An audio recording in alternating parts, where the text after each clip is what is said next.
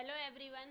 आज की वीडियो में मैं आप लोगों को एक्सरसाइज 1.3 के क्वेश्चन नंबर 4 से बताऊंगी। 3 तक के हमने पिछली वीडियो में कंप्लीट कर लिए थे। अब क्वेश्चन नंबर 4 जो है वो बिल्कुल 3 की तरह ही है। इसको आप लोग करेंगे खुद, बस मैं थोड़ा सा हिंट दे रही हूँ। देखिए, इसमें है हमें 0.9999 ये है, इसको जो है P/Q की फॉर्म में रिप्रेजेंट करना है। और दूसरा क्या कहते हैं, जो इसका हमारा मतलब, वैसे अगर हम इसका आंसर अप्रोक्सीमेट आंसर निकालें तो वो सबको पता है कि इसका अप्रोक्सीमेट आंसर ऐसे ही 0.99 है, तो इसे हम अप्रोक्सीमेटली 1 मान सकते हैं। तो देखिए, अब करके जब आप इसको देखेंगे, जैसे मैंने आपको क्वेश्चन नंबर 3 बताया था, तो उसमें भी आंसर क्या आ जाएगा, आपका 1 आ जाएगा। लेकिन करना हमें प्रॉपर तरीके से ही है। आंसर 1 आ जाएगा, ये तो हमें पता है। तो इसमें सबसे पहले हम इसको x मान लेंगे, जो दिया हुआ टर्म है। तो x इक्वल टू 0.9 बार बार रिपीट हो रहा है, तो उसके ऊपर बार लग जाएगा, 0.9 बार। अब बाकी का जो स्टेप्स हैं वो आपको जैसे क्वेश्चन नंबर 3 में मैंने बताए थे एज इट इज़ वैसे ही करने हैं। वैसे ही आप इसे पूरा सॉल्व करोगे तो इसका आंसर 1 आ जाएगा डायरेक्ट। क्योंकि डायरेक्ट भी अगर हम आंसर निकालते हैं तो मैंने आपको बताया था, यहाँ पर जो नंबर होता है ऊपर वही लिखते हैं, और अपॉन में पॉइंट के आगे जो डिजिट है जिसके ऊपर बार है वो लिखो, और अपॉन में जो है 9, एक नंबर के ऊपर बार है तो एक 9 आएगा, तो 9/9 मतलब 1। तो ऐसे इसका आंसर डायरेक्ट भी 1 आ जाता है, और जब आप पूरा सॉल्व करोगे तो 1 आएगा। तो इसे आप खुद कीजिएगा। अब नेक्स्ट है क्वेश्चन नंबर 5। क्वेश्चन नंबर 5 में है what can the maximum number of digits be in the repeating block of digits in the decimal expansion of 1/17। 1/17 को जब आप डिवाइड करते हैं, मतलब 1 को आप 17 से डिवाइड करते हैं, तो इस डिवीज़न में कितने नंबर ऑफ डिजिट्स के बाद जो है सेम चीज़ रिपीट होगी, ये आपको बताना है। तो इसके लिए भी डिवाइड करना आपको सबको आता है। 1-2 स्टेप मैं कर रही हूँ क्योंकि ये 16 स्टेप्स के बाद, 16 तक डिवाइड करने के बाद तब जा कर के हमारा ये रिपीट होना शुरू हुआ है। तो लेकिन मैं अगर इतना करूँगी तो पूरा टाइम इसी में निकल जाएगा, और सिंपल डिवीज़न करना है, इसलिए आप करेंगे खुद। मैंने आपको समझा दिया है कि 1 को 17 से डिवाइड करना है।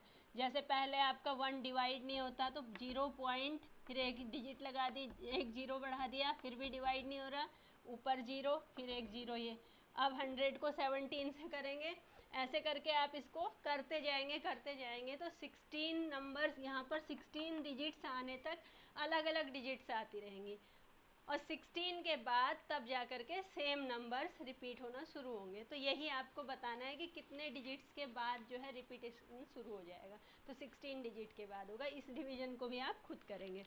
अब क्वेश्चन नंबर 6 देखिए।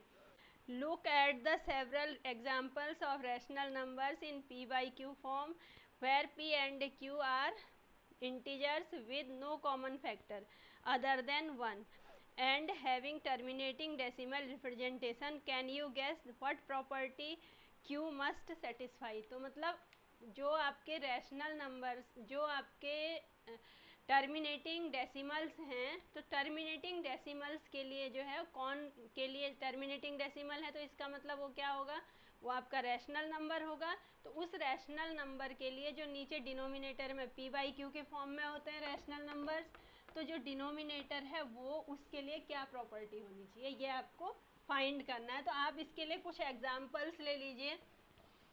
कुछ आप डेसिमल, जैसे टर्मिनेटिंग डेसिमल्स ले लीजिए, जैसे 2.5 ले लिया हमने, कुछ भी ले लीजिए, 2.7, 2.5 ये है। एक और ले लो 2.67, एक हमने ले लिया 2.326, ये है। 3 हमने ये टर्मिनेटिंग डेसिमल्स ले लिए। टर्मिनेटिंग डेसिमल्स हैं तो इसका मतलब ये क्या है, रैशनल नंबर्स हैं। क्यों है रैशनल नंबर, क्योंकि हम इन्हें P/Q की फॉर्म में लिख सकते हैं। इसको हम 22 अपॉन, ये पॉइंट हटाया, एक डिजिट है तो 10 लिख सकते हैं। इसको हम 267 अपॉन 100 लिख सकते हैं। ऐसे ही इसको 2326 अपॉन 1000 लिख सकते हैं। तो अब आपको क्या करना है, आप देखिए ये जो इसके डिनोमिनेटर्स हैं, इन डिनोमिनेटर्स के फैक्टर्स करके देखिए, प्राइम फैक्टर्स, तो फिर देखिए आपको कुछ पता लगेगा उससे कि क्या आ रहा है।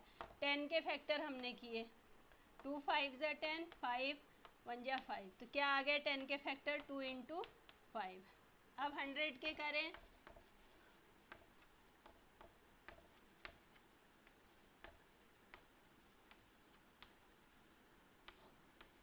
हंड्रेड के फैक्टर्स आ गए 2 इंटू 2 इंटू 5 इंटू 5, 2 बार 2 2 बार 5। ऐसे ही अब 1000 के करें तो देखिए क्या आता है,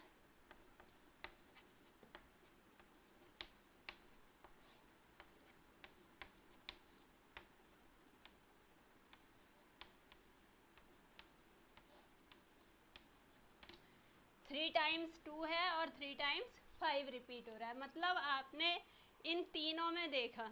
ऐसे ही हम और 10,000 लेंगे तो उसमें भी सेम चीज़ आएगी, जो उसके प्राइम फैक्टर्स आएंगे वो 2 इंटू 5 के 2 के मल्टीपल्स और 2 और 5 के ही पावर्स के फॉर्म में होगा। जैसे इसमें 2, एक 2 है एक 5 है, इसमें 2 2 हैं 2 5 है, इसमें 3 2 हैं 3 5 हैं।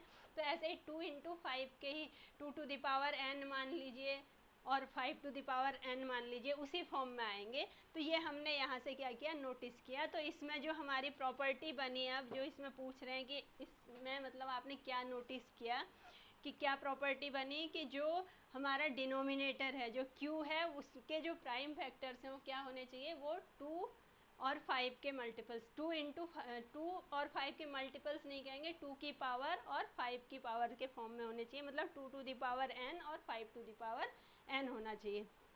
तो यहाँ से हमें ये चीज़ पता लगी। तो हम इसमें क्या लिखेंगे, इसके आंसर में ये एग्जाम्पल्स लेके इसको लिख करके दिखाएंगे और उसके बाद लिखेंगे for terminating decimals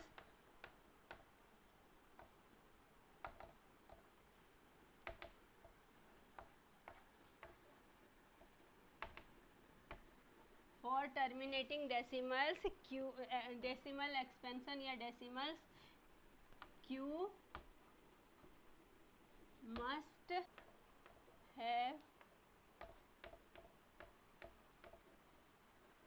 must have a property that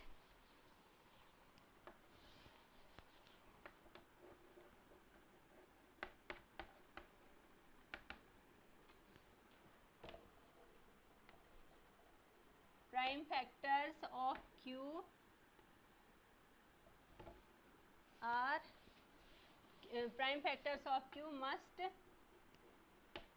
be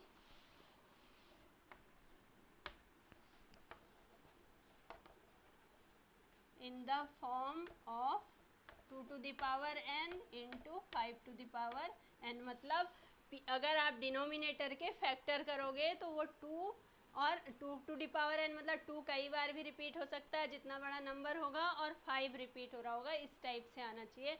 तो जैसे मैं एग्जांपल एक आध और बता रही हूँ। सपोज आपने लिया 2/7, अब आप 2/7, इसमें क्या है, डिनोमिनेटर जो q है वो क्या है 7, 7 के आप फैक्टर करते हैं तो 1 इंटू 7, मतलब इसके फैक्टर्स में 2 और 5 नहीं आया है, तो ये क्या होगा आपका, ये आपका टर्मिनेटिंग नहीं होगा। अब आप इसे डिवाइड करके देख लीजिए, ये मतलब ये टर्मिनेट नहीं होगा, बहुत आगे तक जाके फिर रिपीट होगा लेकिन टर्मिनेट नहीं होगा।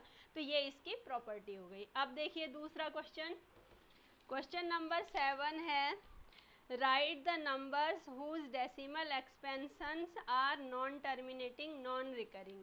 आपको ऐसे डेसिमल्स लिखने हैं जिनके, ऐसे डेसिमल एक्सपेंशंस लिखने हैं जो क्या कहते हैं, ना तो टर्मिनेटिंग हो, नॉन टर्मिनेटिंग हो और नॉन रिकरिंग या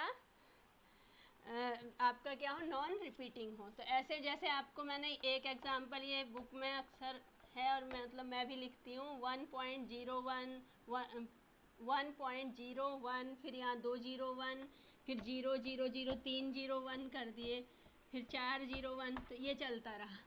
तो ये कैसा हो गया, इसमें ये ऐसा डेसिमल एक्सपेंशन है, ना तो ये टर्मिनेट हो रहा है, आगे चलता जा रहा है, और दूसरा ना ही रिपीट हो रहा है। यहाँ 1 0 फिर 1 था, फिर 2 जीरोज आ गए, 3 जीरोज आ गए, यहाँ 4 जीरोज आ गए। तो एक एग्जांपल ये हो गया। ऐसे ही आपको 3 लिखना है, आप कोई भी नंबर ले लीजिए, 5.05, 005 0005 ये कर लीजिए। कोई ज़रूरी नहीं है यही, कुछ भी ले सकते हैं आप। 1.27027 फिर 0027, कोई भी आप एग्जाम्पल लिख सकते हैं जिसमें कि मतलब सेम नंबर्स रिपीट नहीं होने चाहिए और टर्मिनेट भी नहीं होना चाहिए। ये क्वेश्चन नंबर 7 के 3 पूछे थे मैंने, 3 एग्जाम्पल्स आपके सामने लिख दिए हैं। अब क्वेश्चन नंबर 8 देखिए।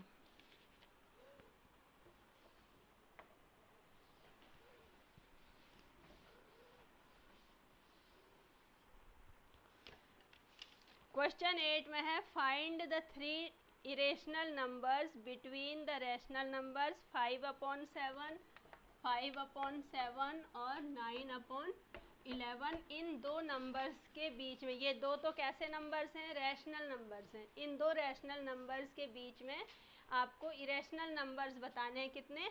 3 इरेशनल नंबर्स बताने हैं। अब इन दो रैशनल नंबर्स के बीच में अगर रैशनल नंबर्स बताने होते तो वो आपने पहले सीखे हुए हैं, पहले पढ़ लिए हैं एक्सरसाइज 1.1 में। लेकिन अब इनके बीच में इरेशनल नंबर कैसे बताएं उसे देखिए आप। हम कैसे करेंगे, आप इसको डिवाइड कर दीजिए, 5 को 7 से डिवाइड कर दीजिए और यहाँ 9 को भी 11 से डिवाइड कर दीजिए। तो अब जब हम ये डिवाइड करेंगे, 5 तो डिवाइड नहीं होता, 0 पॉइंट लगाया, एक 0 बढ़ गया, 7 जवार 49, फिर 1, फिर 0, 2 डिजिट तक हमने डिवाइड करके देख लिया। तो ये 0.71 अप्रोक्सीमेट वैल्यू ये ले लेते हैं हम 2 डिजिट तक डिवाइड करके। ऐसे ही इसे भी हम पॉइंट के आगे 2 डिजिट तक डिवाइड करेंगे तो 0.8, 2 बचा, फिर 0। अब ये ऐसे ही 0.8181 रिपीट होता जा रहा है, तो इसको भी हमने 2 डिजिट्स तक डिवाइड करके 0.81 ले लिया। ये डिवाइड किया 0.71 और यहाँ आ गया 0.81। अब 0.71 और 81 के बीच में इरेशनल नंबर्स लगाने हैं तो बहुत सारे बना सकते हैं हम। देखिए 0.7, अब यहाँ पर पॉइंट के जस्ट बाद की डिजिट 7 है और फिर नेक्स्ट जो है 1 है, तो उससे आगे हमने ले लिया 7 2, फिर 0 7 2 0 0 7 2 0 0 0 7 2। ये हम कुछ भी कर सकते हैं, ज़रूरी नहीं है ये बस 7 यहाँ पर होना चाहिए और 7 यहाँ पर 1 या यहाँ पर 1 से आगे की कोई डिजिट होनी चाहिए। ये हमने 1 बना लिया।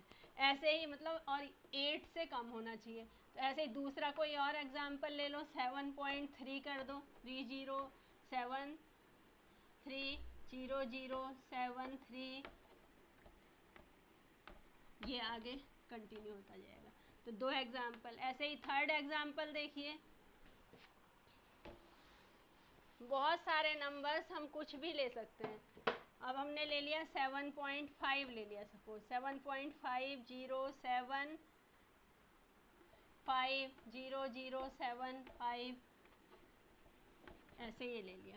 तो एक ही पैटर्न में लेने में हमें इजी रहता है, इसलिए हमने ये ले लिए हैं। तो 3 नंबर्स ये हो गए। इसके अलावा हम यहाँ तक लास्ट में जो वो सेकंड डिवाइड किया था उसमें 0.81 था, तो हम 0.800 और 8 मतलब 0.80 तक के बीच में कुछ भी लिख सकते हैं। कोई भी नंबर्स आ सकते हैं, कितने ही भी आ सकते हैं। तो ये 3 एग्जाम्पल्स आप ये 3 ले लीजिए।